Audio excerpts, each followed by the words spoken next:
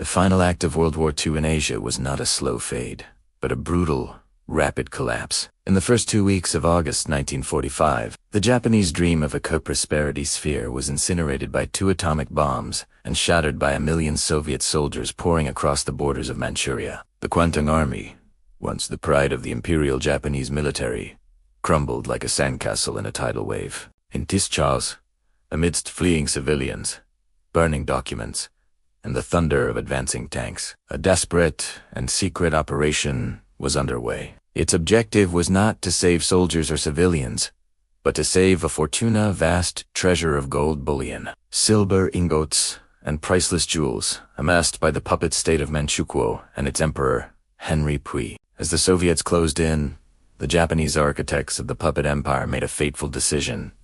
They would try to smuggle this wealth out through the territory of their new enemy. The story of the last Empress Gold is a tale of imperial hubris, desperate gambles, and a fortune that vanished into the moor of history, leaving behind questions that remain unanswered to this day. It is a story not of a battle won or lost, but of treasure seized, hidden, and possibly still waiting to be found. To understand the gold, you must first understand Manchukuo. The Japanese puppet state carved from China's northeastern provinces in 1931, it was a vast, resource-rich territory, and the Japanese exploited it ruthlessly. They established industries, extracted coal and iron, and built a modern infrastructure to fuel their war machine. The state's central bank, the Central Bank of Manchu, became a repository for immense wealth. It held gold reserves shipped from Japan, looted from Chinese institutions, and accumulated through years of exploitation. At the head of this puppet state sat Puyi, the last emperor of the Qing dynasty, who had been deposed as a child and later installed by the Japanese as a figurehead ruler. He lived in luxury in his palace in Xinqing modern China, surrounded by courtiers and treasure, but he was a prisoner in a gilded cage. By 1945, as Japan's defeat became inevitable, the fate of this treasure became a critical question for both the Japanese and the Soviets. Neither wanted it to fall into the hands of the Chinese nationalists or communists. The Soviet invasion, codenamed Operation August Storm, began on August 9, 1945. The very same day, the second atomic bomb was dropped on Nagasaki. It was a lightning campaign that caught the Japanese completely off guard. Elite, battle-hardened Soviet divisions, fresh from their victory over Germany, swept aside the undermanned and ill-equipped Kwantung Army with terrifying speed. The Japanese high command in Manchuria had perhaps weeks, maybe days, before their world collapsed entirely. In this panic, a plan was hatched: evacuate the imperial family and as much of the treasury as possible to Japan via Korea. But the land routes were already cut or threatened. The only possible escape route was through the very territory the Soviets were invading. Desperate gamble that required reaching the port of Rashin in Soviet-occupied northern Korea. Puyi was ordered to flee. On the night of August 11, 1945, he and a small entourage left his palace, taking with them a portion of the treasure. According to various accounts, this included several large crates of gold bars, silver ingots, and a collection of priceless jewels, including the crown jewels of the Qing dynasty. The plan was to travel by train to the Korean border, then by ship to Japan. The journey was a nightmare of confusion and fear. Puyi's train crept eastward, constantly delayed by the chaos of war.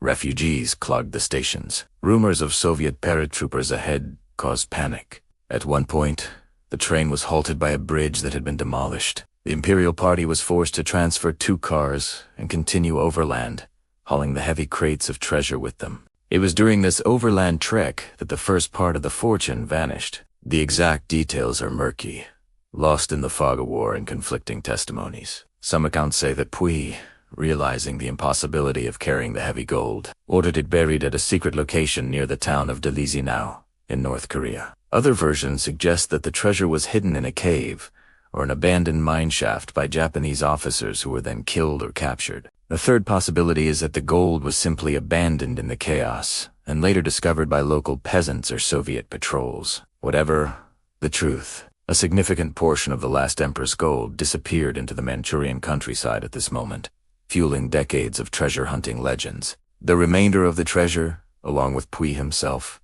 did not escape. On August 16th, the imperial party reached the town of Manchukuo, near the Korean border. There, they received the news that changed everything. Emperor Hirohito had announced Japan's surrender. The war was over. Any hope of reaching Japan evaporated. The Soviet noose was tightening. Days later, Puyi was captured by Soviet forces at the Mukden-Shenyang airport. As he attempted to board a plane, he was taken into Soviet custody, and with him, the surviving portion of the treasure. The Soviets were methodical. They seized everything: the gold bars, the silver, the jewels, the imperial seals.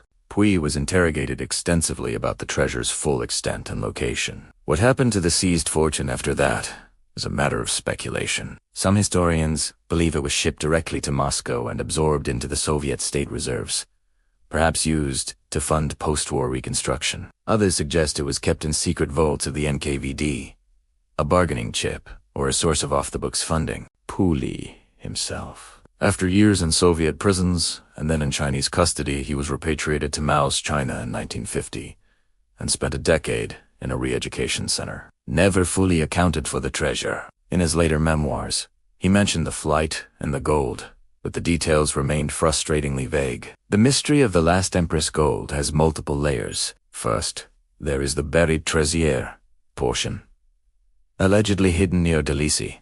Has it ever been found? There are tantalizing rumors, but no confirmed discovery. The area is now in North Korea, one of the most secretive and inaccessible places on Earth, making any search impossible. The second mystery is the Soviet portion. What exactly did the Red Army seize? Did it all go to Moscow, or was some distributed locally to Soviet commanders? Declassified Soviet archives from that period are still incomplete, and the full accounting of captured Japanese assets remains a state secret in Russia. The third, and perhaps most poignant, mystery is the human cost. The treasure was amassed through exploitation and war. Its loss represents the final, ignoble end of the Japanese imperial project in Asia, a project that brought immense suffering to millions. The gold that Puyi tried to save was not his. It was the wealth of a conquered people, and its disappearance is a metaphor for the entire brutal enterprise. The story of the last Emperor's gold endures because it combines so many powerful elements. The fall of an empire, a desperate flight, a hidden treasure, and the shadowy dealings of victorious powers. It is a classic what-if of history. What if the gold had reached Japan? Could it have financed a post-war resurgency? What if it lies buried today, waiting to be found? And what does its seizure by the Soviets tell us about the cynical realpolitik of the immediate post-war world? In the end, the gold is more than bullion. It is a symbol of the looted wealth of Asia, the shattered dreams of emperors and occupiers, and the enduring mystery of what really happens to the spoils of war when the last shots are fired and the victors begin their silent, secret accounting.